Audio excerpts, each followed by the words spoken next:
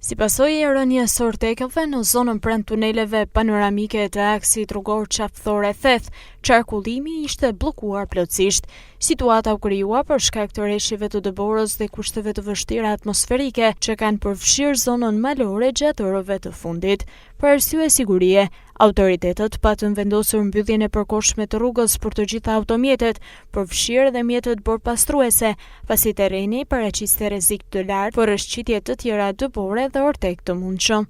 Ndërkohë, nga RSH bëhet me dije që aksi rrugor tashmë është i kalueshëm për të gjitha automjetet. Në njoftim thuhet, vijon puna për pastrimin e borës që po bie, si dhe monitorimi i vazhdueshëm i situatës për shkak të rrezikut të mundshëm nga ortekët. Mjetet që kanë nevojë të lëvizin këshillohen që të shmangin lëvizjen gjatë orëve të vona të natës. Rreshjet e borës po vazhdojnë dhe nëse shtohen gjatë natës, rrezikon rreziku i riaktivizimit të ortekëve.